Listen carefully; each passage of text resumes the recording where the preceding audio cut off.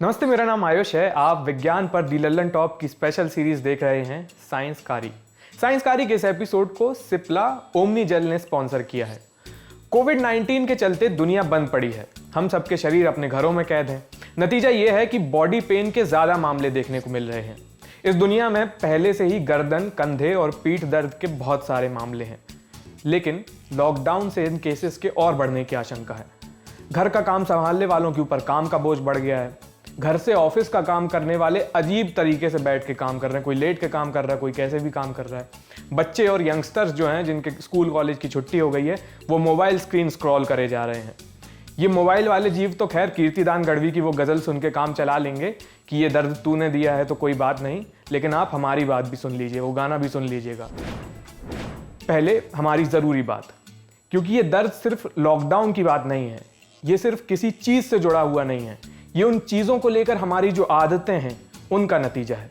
हमारे शरीर में पैदा होने वाला दर्द बहुत कुछ हमारे बैठने, खड़े होने और लगातार कुछ भी काम करते वक्त हमारे शरीर का जो पोस्चर कैसा है, उसकी जो बनावट कैसी है उस वक्त, उस पर डिपेंड करता है। फिर चाहे लॉकडाउन हो या ना हो, आप घर पर काम कर रहे हो या ऑफिस पर काम कर रहे हो, चाहे आप किचन में हो या बैठे बैठे मोबाइल स्क्रीन, कंप्यूटर वगैरह स्क्रॉल कर रहे हो, आपके शरीर की हालत आपका पोस्चर काफ़ी हद तक डिसाइड करता है। इसलिए बॉडी पोस्चर्स और दर्द की ये बेसिक साइंस आपको पता होनी चाहिए। साइंसकारी के इस एपिसोड में हम यही सब समझेंगे कि गलत ढंग से शरीर को स्थिर रखने पर शरीर में दर्द क्यों होने लगता है, आपको पोस्चर बनाते वक्त किन बातों का ध्यान रखना चाहिए, और आखिरी में देखेंगे कि जो पेन रिलीफ वाली जेल होती है वो काम कैसे करती है। तो शुरू करते हैं। सबसे पहले देखते हैं कि अपने शरीर के साथ गड़बड़ क्या हो रही है। हमारे शरीर में लगभग 200 हड्डियां, 350 जॉइंट्स और 700 मांसपेशियां होती हैं। ये इतना सब क्यों होता है? ये सब इसलिए है ताकि हमारे बॉडी पार्ट्स आसानी से मूव कर सकें, कोई भी हरकत कर सकें। हमारा शरीर घंटों एक जगह बैठने के लिए नहीं बना है, ये मेहनत करते करते इवॉल्व हुआ है। लेकिन अब तो जीवन बैठे बैठे कर रहा है, तो ऐसे में क्या करें? कम से कम गलत तरीके से ना बैठें या गलत तरीके से पोस्चर्स ना बनाए रखें। हमारी आदत है आड़े तिरछे होकर बैठने की या ढीले ढाले होकर कोई भी काम करने की। हमारे बुजुर्ग डांट भी लगाते हैं, सीधे सर के बैठा करो, वो ठीक कहते हैं। ऐसा क्यों? इसे एक ऊंची इमारत के एग्जाम्पल से समझते हैं। कंस्ट्रक्शन के वक्त अगर कोई बिल्डिंग हल्की सी टेढ़ी हो जाए तो आगे चलकर उसमें दरारें आने लगती हैं। ऐसा क्यों होता है? ऐसा तनाव के कारण होता है। कोई भी स्ट्रक्चर, चाहे वो ऊंची इमारत हो या पुल हो या कोई डैम हो, उसे प्लान करते वक्त हर हिस्से पर लोड का बहुत ध्यान रखा जाता है। उस वक्त किसी एक हिस्से में लोड गड़बड़ हुआ और पूरा स्ट्रक्चर खतरे में पड़ सकता है। इसलिए सिविल इंजीनियरिंग में स्ट्रक्चरल डिजाइन बहुत ही इंपॉर्टेंट चीज होती है। हमारा शरीर भी एक स्ट्रक्चर ही है, बस ये एक बहुत ही फ्लेक्सिबल स्ट्रक्चर है। मर्जी के मुताबिक शेप ले सकता है, ऐसे हो सकता है, ऐसे हो सकता है, कैसे भी हो सकता है। लेकिन जब हम आड़े तिरछे होकर बैठते हैं तो किसी एक हिस्से पर ज्यादा लोड पड़ता है। इससे मांसपेशियों और जॉइंट्स में तनाव पैदा होता है। तनाव से डैमेज होता है और ये डैमेज ही आपके दर्द का कारण बनता है, मेरे दर्द का भी। डैमेज को देखते हुए हमारा शरीर खुद ही अपनी मरम्मत शुरू कर देता है। इसी मरम्मत का एक नतीजा है इन्फ्लेमेशन, यानी सूजन।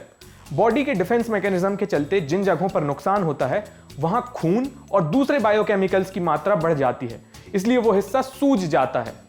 ये सूजा हुआ हिस्सा वहां की नर्व एंडिंग्स पर दबाव बनाता है, फिर वो हमारे दिमाग तक पेन यानी दर्द का सिग्नल पहुंचाती हैं।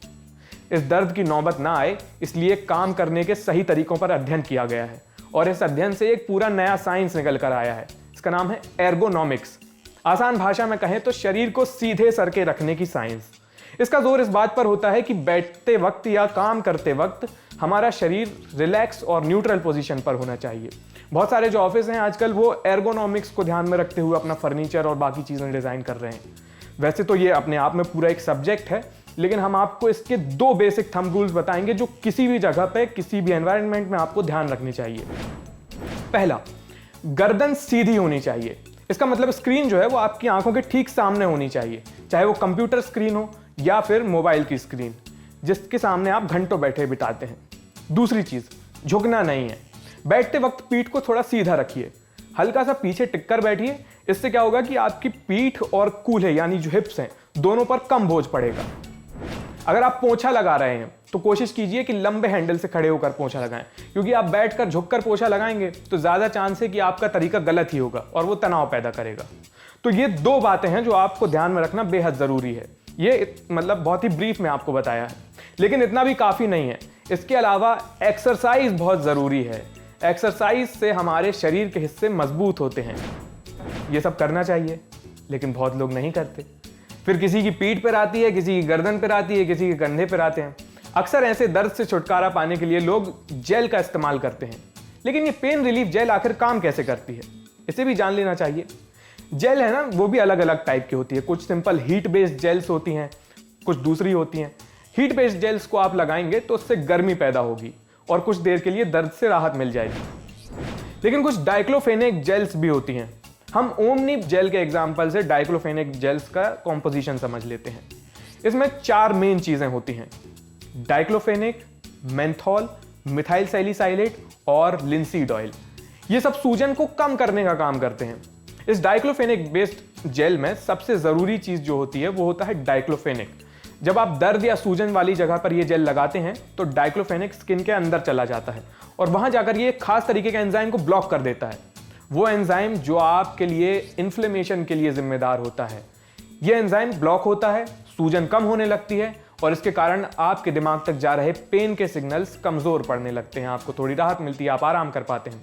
लेकिन एक जरूरी बात, अगर आपको एक्सेसिव पेन यानी अत्यधिक पीड़ा हो रही है तो आपको किसी फिजिशियन की सलाह लेनी चाहिए। जाते जाते एक बात फिर से दोहराएंगे, मनुष्य का ज्यादातर वक्त जंगलों में बीता है। हमारे शरीर का एवोल्यूशन भागने फिरने के हिसाब से हुआ है, लेकिन अब जंगलों के बाद मशीन और इंटरनेट रिवॉल्यूशन हो गया है। आसपास की परिस्थितियां बदल गई हैं। हमारा शरीर वही जंगलों वाला है। इवोल्यूशन होने में बहुत वक्त लगता है, कई हजार साल लग जाते हैं, लेकिन हमारा शरीर वही जंगलों वाला है और ये सब बहुत फास्ट स्पीड से हो गया है। रिवॉल्यूशन, इंटरनेट, मशीन से, ये सारी चीज़ें। इसलिए हमारे शरीर को थोड़ा टहलाते रहिए, दौड़ते भागते फिरते रहिए, फल फूल सब्जियां वगैरह खाइए, शरीर का ख्याल रखिए और देखते रहिए विज्ञान पर दी लल्लन टॉप की पहल साइंसकारी। शुक्रिया।